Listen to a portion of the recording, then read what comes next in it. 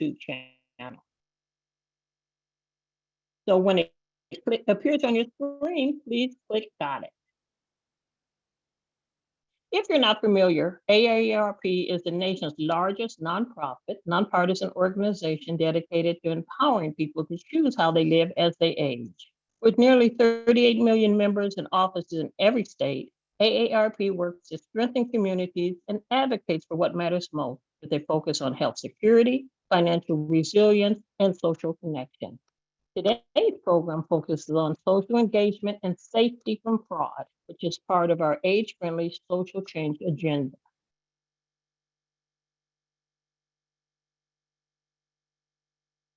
This presentation is intended to provide general guidance, not specific legal, health, or medical or financial advice. AARP California does not endorse any specific dating website. Individual circumstances may differ and should be taken into consideration before acting. Consult a professional for advice regarding your personal situation. So, who's in the audience today? Joyce, who do you see in the chat? Happy Valentine's Day to all. And they're definitely coming in from California, showing all kinds of love. Wendy from Vallejo, Tammy from Sacramento, Linda from Palm Springs, Casey from California, Elizabeth from Whittier. Oh, we got some San Franciscans. Peg from San Francisco, Shay from Los Angeles, Seal Beach, San Francisco, Walnut Creek, Indianapolis, San Jose. Oh my gosh, there's so much love coming in. Back to you, Jacqueline. Well, we're glad to have everyone with us today. So let's take a moment to answer our trivia question, and please put your answer in the chat.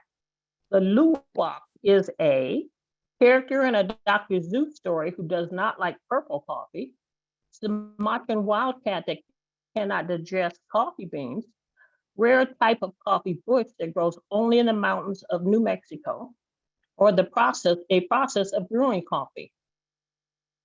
Please put your answer in the chat. Joyce, what kind of answers do you see? Right now, I see rare types of coffee. I see that first person said rare. I'm getting a lot of rares so far. There's a lot of rares coming in. Come on, you guys, give us some names. Oh, somebody said no clue. Oh, I get it. Processed. Dr. Seuss. Who's Dr. Seuss? And they don't like purple coffee. Rare seem like it's the big issue here. Rare, no clues. Jacqueline, what is the answer? The answer is Sumatran wildcat that cannot digest coffee beans. Kopi Luwak is an Indonesian coffee that has been digested by an animal called an Asian palm civet. The civet is a cat-like creature that roams the forest of Bali at night, eating ripe coffee cherries and excreting the coffee beans. The beans are then gathered, cleaned, and roasted.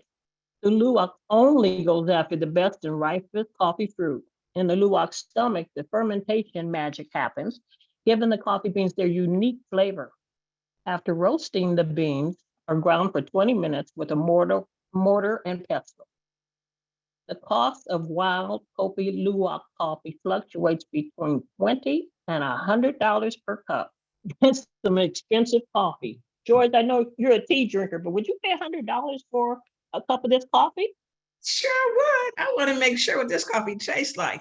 And after I taste that coffee, I'm going to go back to my oolong tea because you know that's a tea that I love.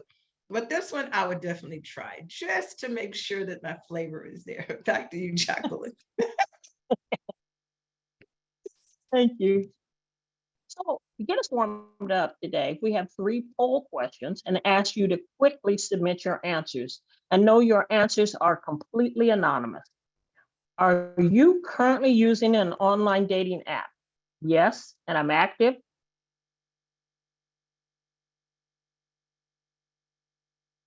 Yes, and I'm not active. No, but interested. No, and not interested. And remember, your answers are anonymous.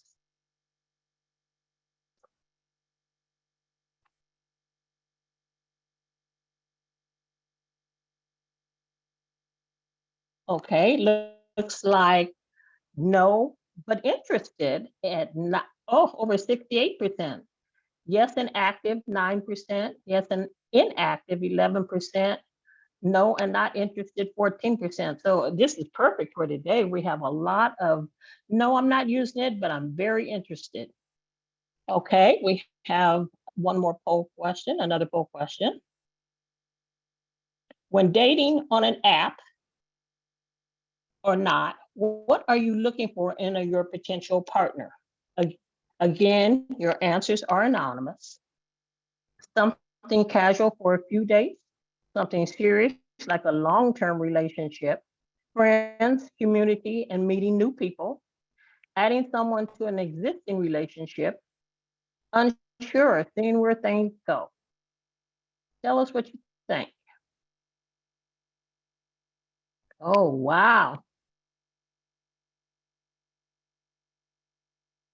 Looks like something serious like a long-term relationship is almost half, 49%, something casual for a few days, 10%, adding someone to an existing relationship, 0, unsure, seeing where things go, 29%, friends, community, and meeting new people, 28%. So it looks like we are looking for something serious like a long-term relationship. Thank you for participating in the poll. And we have one more. How do you feel about online dating? And remember, again, your answers are anonymous. Very confident, you feel nervous, you feel excited, you feel overwhelmed, or something else. Please put it in the chat.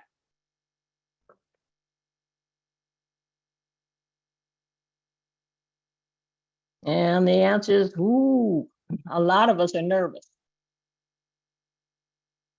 51% of us are nervous.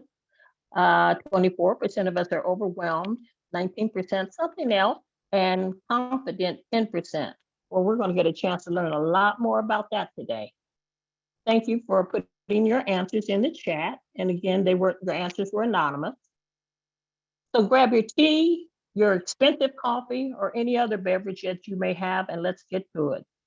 We are excited to present online dating one-on-one. We know you have questions, but we ask that you put any questions for Jenna in the chat during the question and answer portion of our program. We will get to as many questions as we possibly can. It is my pleasure to introduce our guest speaker, Jenna Emerson. Jenna Emerson is a health sexuality educator with a primary focus on inclusive, shame-free, and comprehensive sexuality education. Her areas of expertise covers a wide array of sexuality topics, including sexual health, consent, healthy relationships, sexual violence, prevention, pregnancy, and sexually transmitted infections prevention, pleasure, and LGBTQIA+ topics. And per our tradition, to add some spice to our introduction, fun facts about Jenna. Originally from California, Jenna is also a two-term AmeriCorps alumni. She's also a comedian and a lover of quirky dogs. And last year, Jenna released an album of Shel Silverstein poems put to music called Shel Hornstein. Welcome, Jenna Emerson. We know you got a lot of information for us today. Thank you so much. And I'm so happy to be here with all of you. I saw in the chat, there's a range of emotions that come with online dating. All of those emotions are completely valid. And I also saw someone earlier say, this might not be enough, time for this big of a topic, which is totally true. I have about 45 minutes, 30 minutes to talk to you. And this is really just a 101. So I'm excited to answer your questions at the end. So thank you for answering those first questions. It seems like most of you, this is perfect for. This is going to be an intro. How does online dating work? What to expect? How to make your first profile? And if you have been dating for a while and you're frustrated, maybe seeing some of these topics, the things we're talking about, to see your own profile and see where you can maybe make some changes. I'll be coming to the chat for a few times to make this a little interactive, but mostly at the end. So I'm going to share my screen and we will get started. All right. So this is Online Dating 101, the ins and outs of swiping left to right, if you're using a phone. So again, we just saw a little bit about me. So I am a sexuality educator at the University of Vermont. Although I am from California, I grew up in Newark, California by Fremont, and then went to middle school and high school in San Jose. I don't know if my mom is here. I really hope. I think my parents were joining us in San Jose, California. So if they're here, hello. And just that I am a millennial, I am 33, and I have been online dating I've dated online for about 8 years on and off, different relationships. And I actually was in a 3-year relationship of somebody that I had met. And my current partner is somebody that I met on social media. So social media can bring a lot of people together. And, I think that it's right to feel, scared or nervous, but it can also be a place to meet new people and long-term relationships as well. So what we're going to go over today, we have 1, why online dating? What is it? How do you do it? How does it work? 2, apps and sites to use. I give you a few categories. We're going to go over your profile do's and don'ts. Then we're going to go over first dates. How do you know when to give out your phone number? How do you verify someone? How do you set up a safety plan? Then we're going to talk about red flags and scams. I think somebody in the chat said that they scammed themselves, like they were scammed by themselves. If that's true, that is truly wild. I am so sorry that happened to you. But there's a lot of scammers out there, right? And then we're going to look at some questions, reflection questions to build your own profile. So I have some guided prompts at the end that you can just, take a picture of or write down to think about your profile.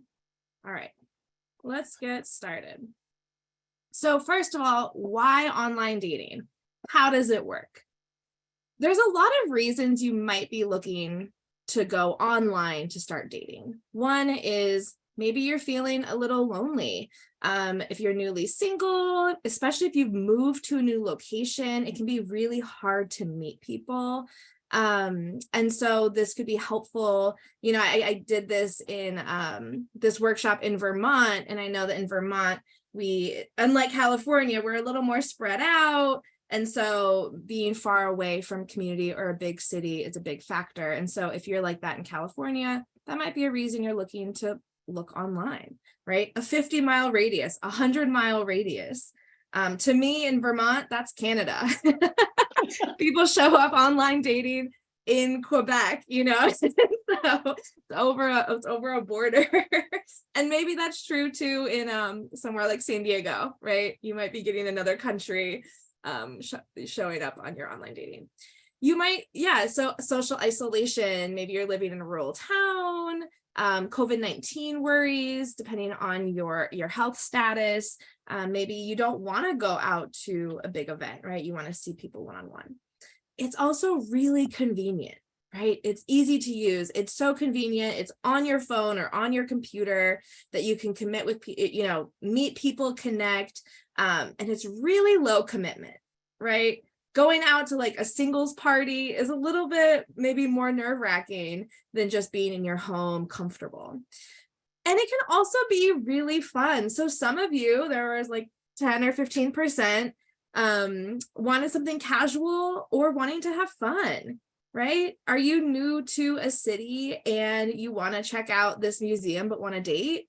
That is a great way. I've done that many times when I lived in Seattle and Philadelphia, where you just meet people to go on dates. Just say, I want to go to this show. Who wants to come with me? And seeing if it turns into something else, right? So there's a lot of reasons wherever you're at, it's all valid of why you want to use it.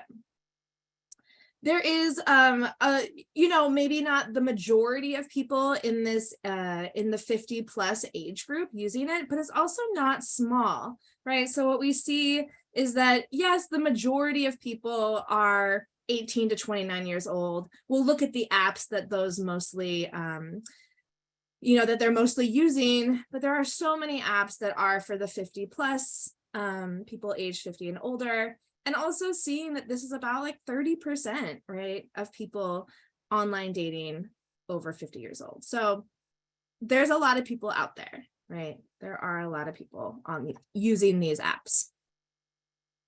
How do you use it? Okay, so the first one is picking your site, right? We'll go over that next. But then you sign up. So you pick your site or sites, you might be on multiple, and you sign up. You fill out a questionnaire. Each site is different. I'll go over the differences. So there might be a questionnaire, there might be a profile, there might be subscription fees. It really depends on where you want to go with this and what you're looking for. But after you sign up, you'll create a profile, right? So you will make a bio, choosing your photos, any tags you want to use, answering any questions. This helps with the site to match people, right? So this helps people see who you are and you see who other people are to see if you want to swipe on them. So then you start swiping. When I say swiping, this is literal if you're using, on your phone where you're taking your finger and you're swiping across the screen, right? So you're swiping right means you like it. Swiping left means you don't want to see that person again, right? And if you swipe right, and if somebody else sees your profile and also swipes right, that's called a match, right? So that means that you both swiped right. There's some, if you're using the computer, this might look like clicking right. You might be using your mouse to click right, click left. So you're seeing what you're interested in, attracted to. I encourage you when swiping to read people's profiles, not just make it totally about the face and looks, but to read what people are saying and see if you'd be a good match. And this is pretty low commitment. This is not something with matching that you need to reserve for the select few. This is a numbers game at this point in terms of matching, right? The dating, going on first dates might be a little more selective, but in terms of the matching, this is about good enough. There's something interesting. I'm a little intrigued. I'd like to know more. I'd like to have a conversation, right? But if you see things that are non-negotiables, like that you are a non-smoker and they say they're a smoker, that might be an immediate left, right? Depending on what you're looking for. Then when you match, you'll have some matches and then you will message them if you want. You get to know each other better, continue to chat, you can go on a date, or you can also end it there. So you can decide to unmatch, you can decide from the chat that you don't want to chat with them again, or you can give out your phone number through the chat feature. And there's also some sites that allow you to do video chat as well as audio chat. So voice messages or even a video before giving out your phone number, which is a really, really cool tool to use, because then you can always unmatch after that. So that's the basics of how to use it, right? Profiles, matching, chatting, maybe you go on a date. So here are some apps and sites to use, some pros and cons of different ones. So these are the all ages. This is where the majority of people are online. So you have eHarmony with 29 million users. This tends to be the option people use for more long-term relationships. So a lot of you said long-term was what you're looking for. They tend to lean towards heterosexual only. So you have to say if you're a man or a woman, and if you're interested in man or woman. But if you are in the LGBTQ community, or if you identify as non-binary or trans or some other identity, then this might not be the best site for you. And there's some other sites that might be better. But eHarmony is definitely the largest. And there's also a paid subscription for this. Then we have Match. So Match is also very popular. Maybe you've heard of it. And this has more LGBTQ options. And it also has a video and phone in app. So that's really great if you're concerned about giving your phone number, or if you're concerned with scamming. This could be really helpful to verify an identity by showing a video, right? Having a video conversation with somebody. Because a major thing with scammers, as we'll see, is never disclosing their identity, right? That's big. You would know that they're not who they say they are, right? If it's a catfish. Then we have OkCupid. These tend to be longer profiles, more detailed questions, but this is a great option, especially if you like reading and writing and getting to know people more that way. Hinge is much more popular amongst millennials right now. And so people under 40 years old are definitely on Hinge much more. There's more opportunity for conversation starters, a lot more picture options. It's a little more playful. Tinder is very, very popular, especially amongst people under 30 years old. So if you are looking for long-term commitment or long-term relationships, Tinder is probably not the one for you. This tends to be called the hookup app or just people just swiping. So there is some presumption on Tinder that you are looking to hook up. And Bumble is also very popular. The only caveat is that women have to message first, which can be great because you're not getting messages from men messaging you, but then it can also increase the chance of rejection by putting out a bunch of messages and people not messaging you back. So pros and cons of that. And then these are 50 plus ages sites. So like I said, about 30% of the online dating population are on these apps. So that's not insignificant. We have Date My Age. Date My Age is free to use and message, which is great. You don't need a subscription fee. Senior Sizzle is kind of the equivalent of Tinder. So this is more of a hookup vibe, casual dating, a few dates. Maybe you want to go out to a show, something like that. Senior Match. So Senior Match uses GPS for local matches. So we're going to see who's in your area, similar to a lot of the dating apps in that sense, but it's just mostly looking like who's near you, who's in your community. So that could be helpful. Our Time is a really popular one. I've heard a few success stories on Our Time. So I'm not giving a recommendation for any of these. I haven't been on any of these, but I have heard good things about that one. So that's based on shared interests, which is just a great dating tool, right? To share interests. Then there's the Silver Singles. I love these names. Does anyone else just love these names? It's so good. The Silver Singles. So this is personality-based surveys. That's more of like the equivalent of Bumble. Or not Bumble. What was it called? OkCupid. OkCupid is more based on personalities.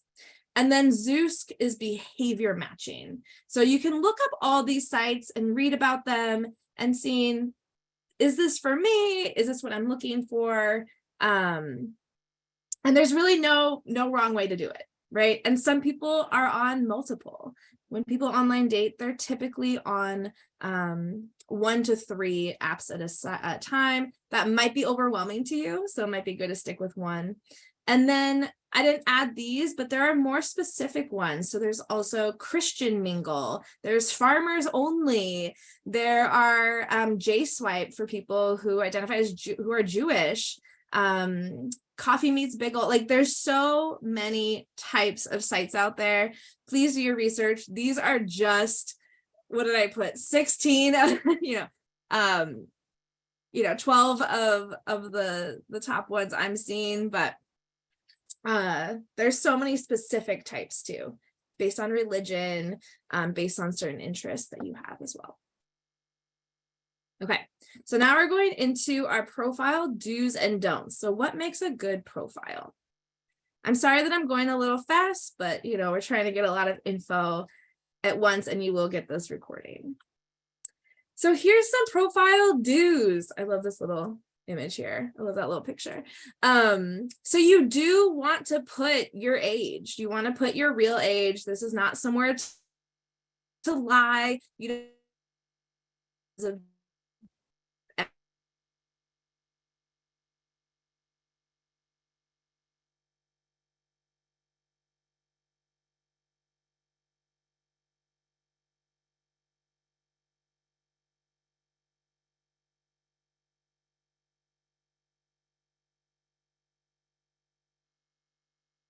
My apologies, everybody. We are having technical difficulties. If you could hang tight 1 second while we adjust and figure out where to pick, how to pick back up. Hang tight one.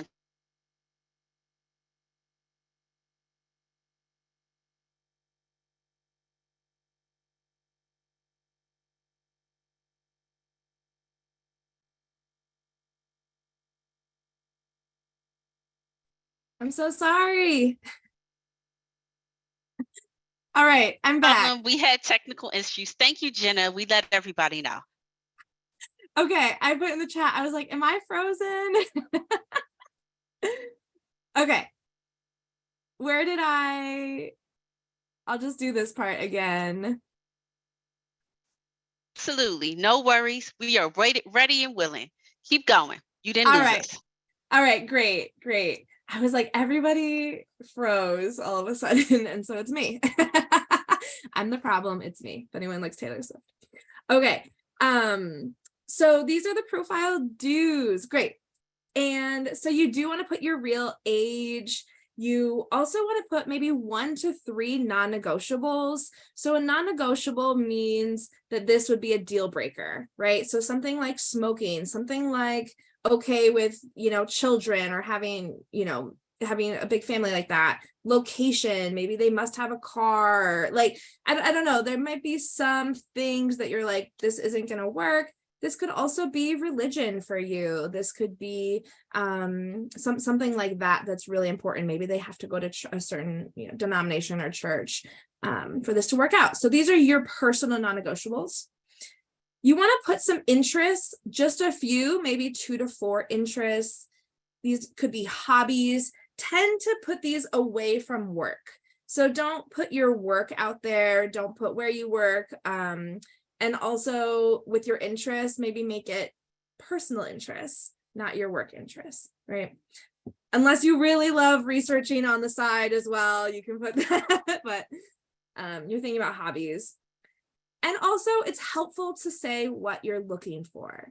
This can be really hard, especially if you don't know what you're looking for, but this could be really helpful for that original, to not waste your time, right? So you want to say, I am looking for, casual dating, or maybe you say, I'm not sure what I'm looking for, right? That's okay to say. I'd rather you be honest. And maybe you're saying, I am looking for something long-term. And you can add some fun facts, right? So adding your hobbies, things outside of work. What you shouldn't put on your profile: lying about your name or your height, or just any sorts of lies out there are not going to help you in the long run. Don't share specifics about your workplace, your address. That is not what that is for. You don't want somebody to come find you at work. Nothing too specific.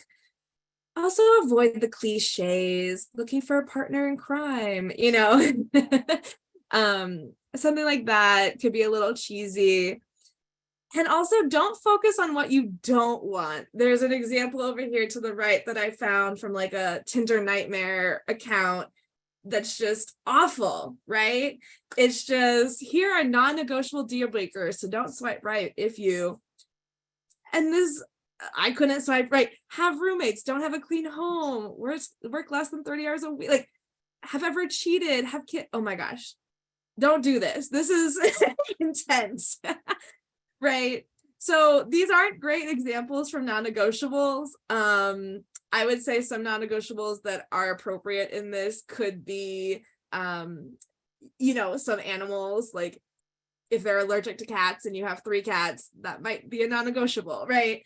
But this isn't great. And it just focuses on the negative. So that's not helpful. You want to focus on what you are looking for. This is how you attract, right? Or you're manifesting it, whatever that looks like, but you're focused on the positives. And don't be vague. Don't just use emojis like a taco. Say like you like going to get tacos. Don't just put emojis.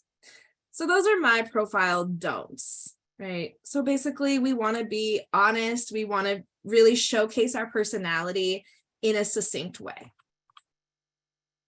Now we're going to talk about some pictures, okay? I'm going to go into the chat and have you for about 2 minutes talk about why the one on the right is better than the one on the left. Okay, so go ahead and in the chat, just write down what you think. So the one on the right is better than the one on the left. Yeah, the dog's smiling. The person is smiling. Yeah, there's better lighting. It's a lot more personal. There's a larger face. I like that. Yeah. He looks sleazy on the left. He looks bored. Yeah, don't take pictures in the bathroom. You can see the shower behind you. A bathroom pic is so cliche. Shirtless pics are so cliche. Don't do that. It looks more natural, more open, kind. Yeah, he looks approachable, right? So it's the same person, but don't you get a different vibe from the person, right? It looks like totally different people. So this is a great way to not necessarily take a selfie. You'll see a lot of my examples are selfies. No shame in a selfie, but having somebody take a photo of you, being in good lighting, showing a smile. The dog is adorable. If you have a dog in your photo, I guarantee you will get more swipes. I guarantee it. I don't know the science, but it's there. That dog bites them. Yeah, he looks more interested, more engaging. Okay. Cats are great too. Cats are wonderful. You can have a cat in your photo. Okay, so I'm going to show you a few pictures that I have that I put up as examples as well. So is this a good profile pic? No, right? The reasons of this, I'll give you a minute. What are the reasons these aren't great profile pictures? Why do you think? Yeah, I'm covered up. You can't really see my whole face. It's obscured. I'm hiding. Yeah, there's a really busy work background. The background, yeah, exactly. It's not full face. You're wearing sunglasses, covered up. This might be nice to like text your friends. These are selfies I've taken to be like, look what I'm doing, but not great for your profile picture, right? It looks like you're hiding. People might be like, where is this basement? What are you talking about? Here are some others. I don't think these are necessarily terrible as but not great first pictures, right? So why is this not a good first picture? Maybe the one on the left. These are my interests, right? So that might be really cute with the dog. Yeah, Casey said, which one are you, right? If this is your first picture on the left, people won't know who you are. So yeah, hair covered, like having extra people. Yeah, anything with animals is so cute. But the one on the right, or both of these, I might have in my picture carousel, meaning that you can pick up to 6 photos, right? You can pick a lot, but this probably wouldn't be my first, right? Does that make sense? So your first picture, you want to look a little bit more like the one on this right. And then you can show some personality, right? You can show, hey, I'm interested in going to drag shows. Look at my dog. But the one with the dog is cute, but it's not so framed, right? But it might give personality later on if they're swiping through. And then I know my face is a little cut off, but these I think would be better profile pictures, right? My face is big, the light is good. Yes, the one on the left is a bathroom selfie, but it looks different, right? Yes, it might be in the bathroom, but you got the light on you. Maybe you have glasses. And the one on the right, if my face is a little more framed, it still shows personality, right? The one on the left is me as a professor. The one on the right is me as a hiker. So you want to showcase your personality in these, but have it be this like full face, smiling. Of course, I'm not showing my teeth here. That would make it better. But hopefully these are good examples. A hiking professor. Boop, that's me.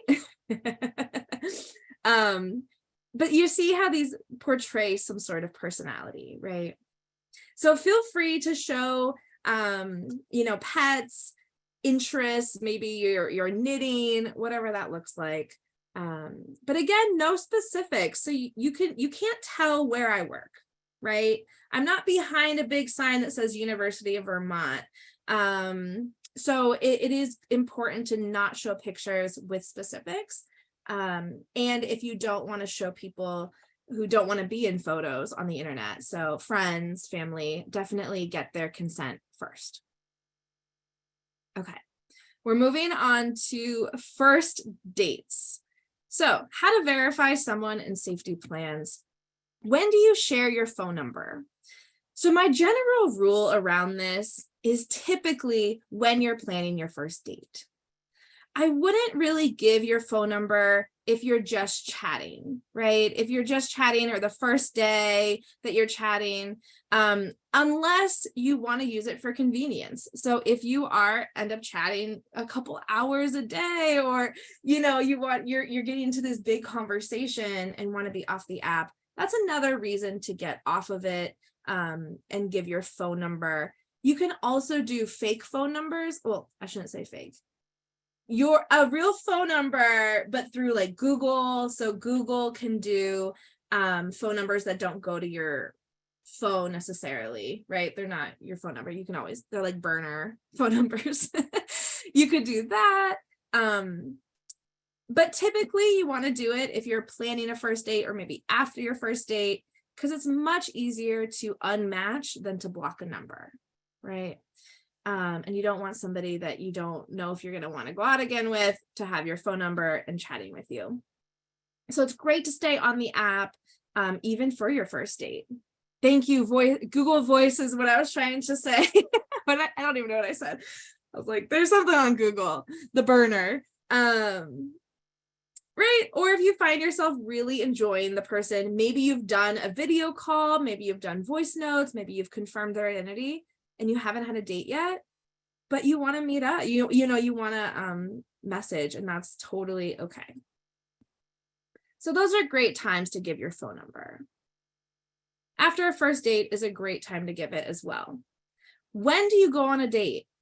I can't say when necessarily. For some people, this could be mere hours after matching on a site. This could be days, weeks, or maybe a year, right? I can't say for sure. Typically, I would say that maybe you're talking for a week or two, and you're getting comfortable. So this is really around your personal comfort. Are you ready? What emotions are coming up for you? Are you feeling emotionally ready? So maybe you just went through a divorce. Maybe you're not ready for a date for a couple months, but you want to talk to people, right? This is so personal. And then the second one is comfort of the person. So the first one is personal, like how do you feel? And the second one is how do you feel about this person? Have you verified their identity? Do you know enough to meet up? Do you feel like you know them? Right. Here are some tips for first dates. I would encourage you to meet somewhere in public. These could be coffee shops, restaurants, concerts, parks. These can be really helpful. So it's not advised to have somebody come to your home for your first date. Of course, there are exceptions, or if you're looking for a casual hookup, that could be okay.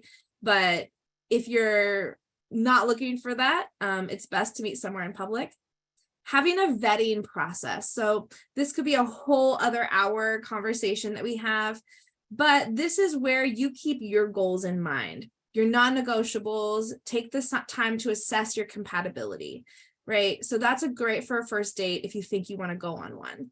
If they are not meeting some of your non-negotiables, it might not be worth going on a first date, right? So you might just say before that, I don't think we're compatible. I don't think that I want to go on a date, but thank you so much for your time and good luck with your process. And then conversation starters could be finding your common interests, life outside of work, passions. A first date and everyone just talking about their work would be so not fun unless, maybe you're a sex educator and you have a great, fun time. I might talk about doing, this, that would be fun. But thinking about your life outside of work, what are your interests, right? Because this is somebody that you would be not working with. You're not hiring somebody, right? You are looking to have fun outside of work on weekends, on weeknights. So what do you like to do for fun? And then ghosting. So ghosting is when you stop talking to somebody just out of the blue. It's kind of like poof, they're gone, right? This could happen to you. Maybe you've experienced ghosting. I have experienced it. I've also done it. And so it's, I think within the first few days, if you've gone out maybe once, and you don't message again, it's kind of fair game, I will say. That's what I call the fizzle. There's a fizzle that kind of is natural. That doesn't have to be super explained, but ghosting is when you just stop talking to someone all of a sudden and don't reply to messages. It's like they never existed, right? But it does suck. Somebody said it sucks, right? So here are some ways to avoid it. One is to communicate. So texting, messaging that you're not interested is perfectly acceptable. Please tell them, right? I didn't feel a spark. I'm looking for something else. And thank them for their time, right? So be honest. I'm actually not ready for a relationship. I thought I was. I'm so sorry for, whatever. And then you can check in. If you feel like you're being ghosted, you can ask, hey, were you interested in meeting up again? Or how have you been? Are you interested in talking again? And seeing if they bite from that. And if not, you can then do the closure. All right, I'm not seeing this going anywhere, so I'm going to unmatch you. Thank you for your time, right? And mutual ghosting, no, so Johnny, that's what I call the fizzle. When both people kind of stop talking, it's all right. It fizzles out. And then I put this on here to talk about the CDC, talking about cases of gonorrhea, and also syphilis, chlamydia. I wouldn't be a good sex educator if I didn't mention, if you go on first dates and you are looking to hook up or have sex, please use protection. STIs, even if you don't have, opportunity for, maybe you're in menopause, you're not worried about pregnancy, STIs are still on the rise as well. Okay, I got about a minute left. But this is my last part. Is that okay to go through this last part? All right. So like some red flags and scams. So the majority of romance scam victims are women over the age of 50. This is from the FBI. So this is something to look out for if you're a woman over the age of 50, of specifically romance scams. So the signs of a scam or a catfish, their story doesn't seem believable, right? So the believability isn't there. The biggest one is they won't meet, right? There's always an excuse. Always. Can't video chat today. Oh no, my video is not working. Oh no, Like I can't meet.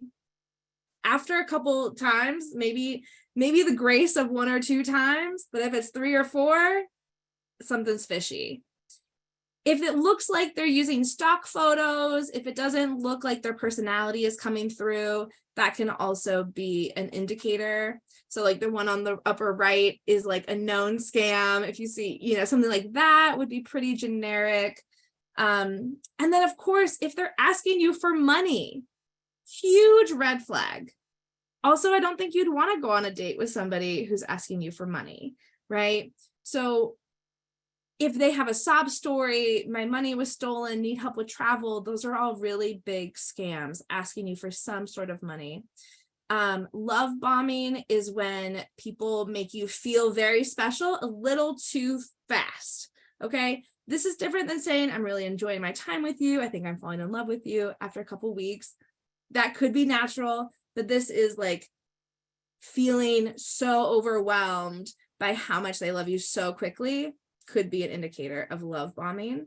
And this gets you in a place where you feel so special that you feel like you would do anything for them, right? So then they might use that to their advantage to scam you.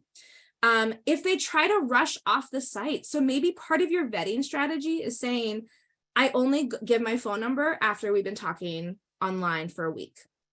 Maybe that's your vetting strategy. Maybe that's your safety plan.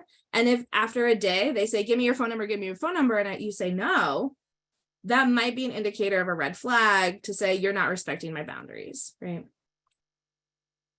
If they're asking you for photos, compromising photos of you, that could be a red flag. Money scams, anything that's get rich quick. if there was anything possible with Get Rich Quick, we would already have it. So those are all scams, and asking for your home address, place of work, middle name, things like that.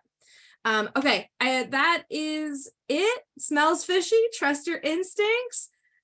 We just did a rapid fire. I have a few safety tips as well that I'll leave up for a minute while we go to the questions. Oh, Hey, Jenna, are you ready for questions? Yes. Okay, so there's a young lady who is asking, she's writing a book, and she has some, for people that are over 60, and she has some funny vignettes and some memoirs. Her question is, if she writes this book, should she put information about the real age group, the real deal for it, or just general? What is the question again? Should they put in the book? So she's saying, in the sense that all folks want to read a book about the age group, do you really want to put like real dating experiences or some vignettes or memoirs, or what do you think? She wrote that a long time ago, so she's asking the question now.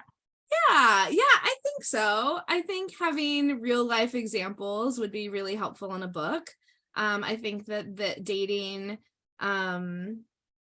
over the age of 50 is something that isn't really talked about in the practice of it, what it looks like. There's not a lot of media, movies about it. So I think a book that would show real life examples would be great. Okay, one gentleman is asking, when do you tell them your real full name? When do you tell them your real full name? You could do that when giving your phone number, because sometimes I get people's phone numbers that I just put in like Jake, okay, Cupid. But it could also be a couple of days later, right after a first date, into a second date. So in terms of verifying someone's identity, maybe you want their full name before meeting with them. Maybe you want to Google search them before meeting with them, right? This could all be part of your personal vetting strategy and safety planning. So if that is important to you, searching names online before meeting, that's okay. So a reverse image search is when you take an image and you put it into the Google search. I have a good one. Here's a sugar daddy question. Stating that they want to give me allowance and pay my bills. How should you respond to that? So somebody's trying, so a sugar daddy reaches out to you saying, I want to pay your bills. Right. So I think there's a lot of vetting that goes with being sugaring, being a sugar baby, being a sugar daddy on either side, right? Both are very could get scammed. I would say that you would need to have conversations on the phone or video before and be going, having a conversation about what that's going to look like, how money is going to be shared. And preferably it's something through something like PayPal or Venmo rather than giving a bank statement. So never give your routing number, never give your account information, even if somebody is saying that they're going to put money into it.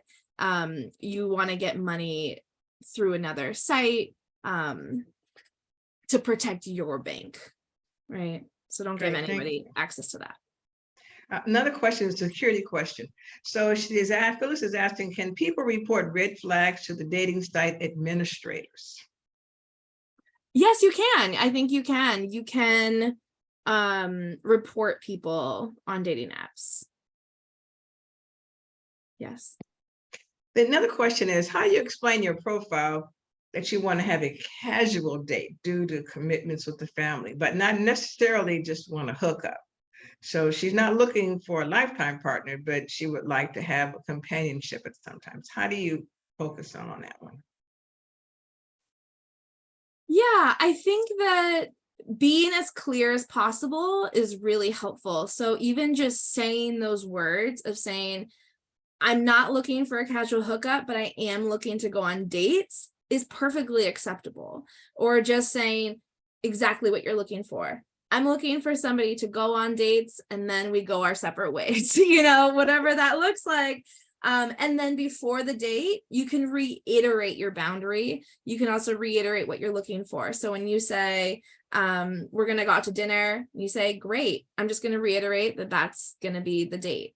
So if they say, you want me to pick you up, say, I'm going to meet you there, right? I'm going to have my own transportation home, whatever that looks like. So like I've been putting some slides up, but your safety tips, right? Telling friends where you're going, things like that. But if you want to just go on dates and not cook up, try to make the date outward, and not at your home.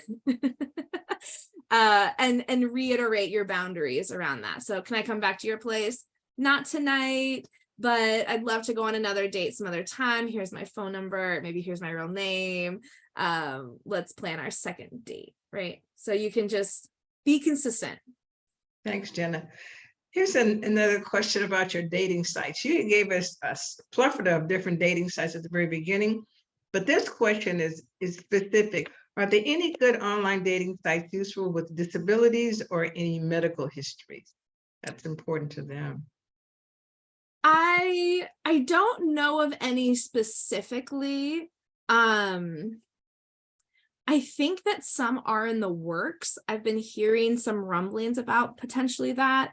I've also heard of a very brand new, maybe they're in beta testing around disabilities of intellectual disabilities, so such as autism, autism spectrum disorder, so something like that, so neurodivergence. I think that we're seeing some potentially coming out, but I don't know of any unless somebody in the chat knows of something specifically for disabilities. But thank you.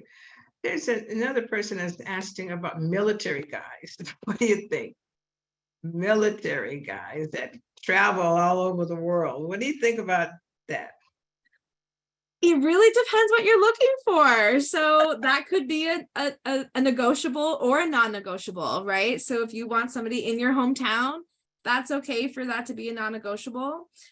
Or maybe you're open to it. Maybe you're open to long distance. Maybe you're open to seeing somebody a couple of times a year, or like a pen pal, or just somebody to talk to on the phone. Maybe that's really great for you. I mean, people have relationships and build relationships with people in prisons, right? And for years and years, they get married with somebody who's incarcerated. And so for some people, it really works. And ultimately, I think that everybody is worthy and capable of love.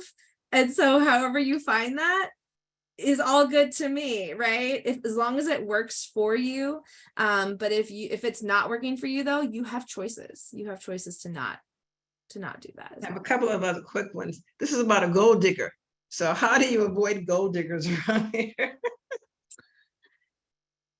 I think just being really clear with what you're looking for. So if you, I mean, the thing about being a gold digger, though, is that somebody else knows how much you make to then try to exploit that, right? So you could also not say what you do. You might not say how much you make. Maybe they see your home and they're like, oh, okay, I see, I see this mansion. But I think that what's important there is that you are finding the common interest. You're finding the person outside of the money. So if you find that somebody is just looking, that you feel like they're using you for your money, you might want to end that relationship and say, this isn't working for me.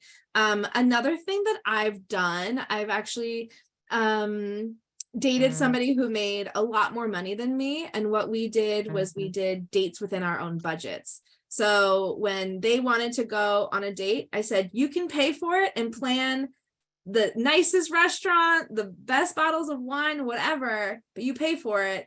And then I planned my own dates, which included like going to get ice cream, and I paid for it, I think that was really, so things can be negotiated in that way, where you still just want to spend time with each other. But if you have a certain standard of living and you want to, have somebody to experience with that with, you could have somebody come travel with you. Maybe you pay for it. but then there has to be give and take. So what are they doing? How are they showing up in their relationship? You know, are they also planning dates, even if it's a picnic outside, right? Or a walk or something that doesn't cost money necessarily. So we're almost at the very end. What last parting word would you like to leave before we go to the next section? Ooh, I would say treat your app as a tool. Okay, what I mean by this is that it is a tool for you. Do not get suckered into the dopamine, like it is social media, right? It's basically, I've heard it described as dating apps are like games with a dating theme. Okay, so you can easily get suckered in and discouraged. So I would say use this as a tool. So you say, I only swipe 15 minutes, Mondays, Wednesdays, Fridays, right? You're putting parameters on that.